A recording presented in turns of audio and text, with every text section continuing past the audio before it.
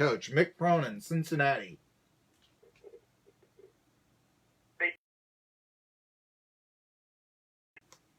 Okay. Yeah, I know that there was some talk. Looking at him.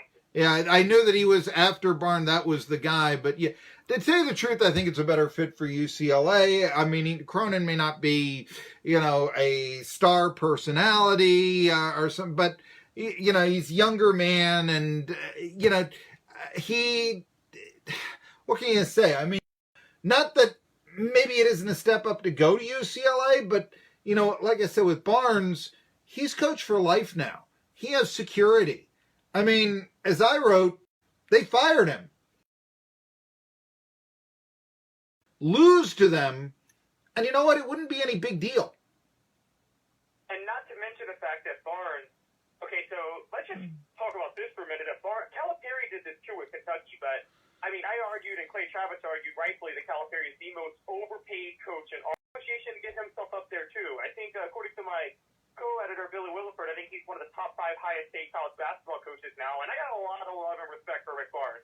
He does not have a top 5 resume in college basketball now among all coaches. No. And so, I mean, Jay Wright, Warren Williams, Mike Krzyzewski, John Calipari himself, all of these guys should be higher paid than Rick Barnes.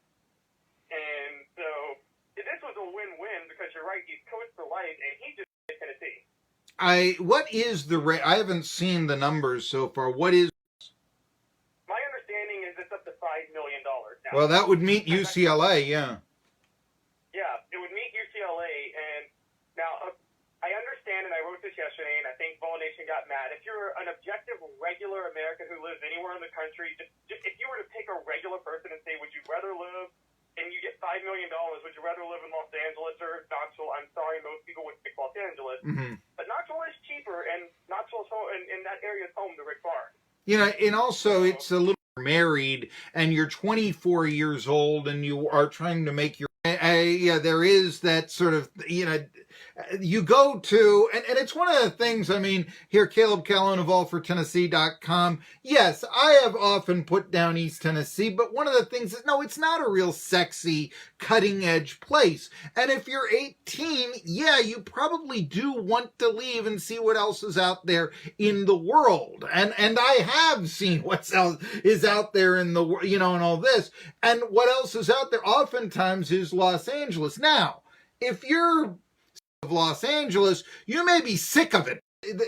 Yes, exactly. So, you look at that. But you did mention one thing. They're paying Rick Barnes.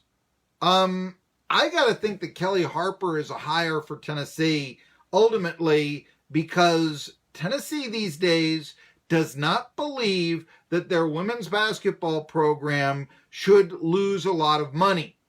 Women's basketball has always been the biggest money loser for any athletic program. And we know that Tennessee is about making money on the Harper is hired from Missouri State. They don't have to pay her like they would have to pay another more established, more successful coach. Your thoughts, Caleb Calhoun. Do you agree with me? I agree. I think it's twofold. I think that's one part of it. I think another part of it is even if they wanted to, you and I talked about this last week. It's fair to say Holly Warlick didn't work out, but it looks. I don't care. Even if it's not just a man, but even if it's a woman, it looks horrible. If you hire anybody, I don't care who you hire, and you pay them more starting out than you paid Holly Warlick 7 years ago. Because even if you think Holly Warlick didn't work out, qualified on paper for that job than Holly Warlick was 7 years ago. I don't understand why she didn't get a 7-figure salary. I mean, I think it's a bad look for Tennessee that they didn't give it to her. And the only thing I can think of is we're East Tennessee. I mean, yes, we are very much budget. We're not really, you mentioned LA versus Knoxville. LA, you throw the cash around, right? And all that. That's not necessarily Knoxville. Even the old stories about, or what am I saying, the commercials promoting UT on the football games. They would talk about, this is a place to go if you want to start a business. It loses money. And that was when the program was on fire overall after Mike Hamilton. And Harvey made a lot of mistakes, obviously, and we know that. But it is true that I think when he took over, they had less than $1 million in the reserve, and that was unheard of at the time. And so, you know, that was a hard problem for Tennessee when they ended up firing Derek Dooley. And you know, they've been. Mm-hmm. I mean, we talk about they were bogged down with buyouts then, and they're bogged down with even more now.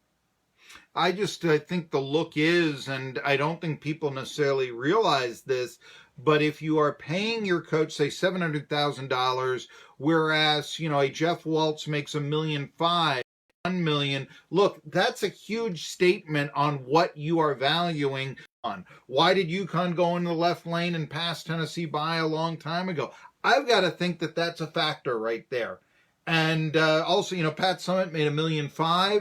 And to be honest with you, it looked like, yeah, you were trying to underpay the very loyal Vol for life Holly Warlick by giving her the salary that you did. Oh, it's nice money, don't get me wrong, to the layperson, but in college basketball circles, women's college basketball, yeah, it is like, hey, don't you want to play for us? And these guys over here, they want to pay me 2.1. That's what it comes down to so often. And it's just the look of the program. And right now, I do think the Lady Vols have the look of, yes, a small market baseball team. We'll see what that does in the future. We'll talk about what that does in the future when we come back. Grant Williams also testing the NBA draft. Caleb Calhoun thinks that's a good thing. Tri-City Sports Now.